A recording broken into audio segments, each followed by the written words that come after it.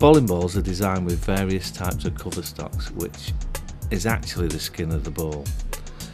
These are different polymers, so for a straight ball, or what will become a spare ball for a performance or league or serious bowler, it's polyester. Very straight ball, skids over the oil, doesn't hook, doesn't bite into the dry back end.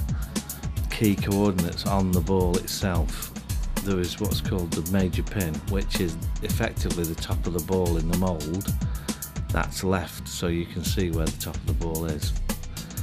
And the balls are usually marked with either a punch mark, or some of the balls have a little hand or a target sign for the centre of the ball.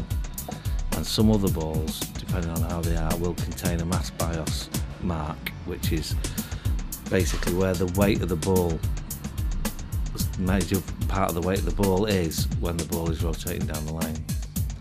So looking at, for a ball driller, once they've measured the hand so they know exactly what size and what pitch on the finger holes and the thumb hole, they'll then look at how that bowler bowls, and they'll find their positive axis point, which is where the ball spins, where the ball actually spins when it's released by the bowler. If the bowler is a high rev bowler that wants it to go long and come in late, you'll drill that differently. You might drill that pin up and it'll make it, in other words, the pin's higher than the fingers. It'll make it stay later before it snaps in. If it's somebody who's fairly fast lane speed but not a lot of revs, you'll drill it pinned down because that'll encourage the ball to come in earlier.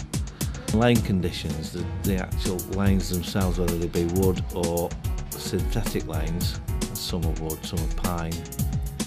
Once the headers are actually maple because it's hard wood where the ball's landing, because the actual impact of the ball, the very small point of impact, creates something like 12,000 degrees for a split second.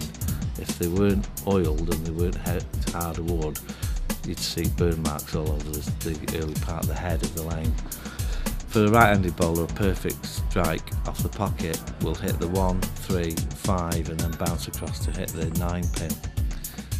The way the domino effect of the pin deck works is it'll take all the pins that way. Conversely, the left-handed bowler is the 1, 2, 5 and 8 pin.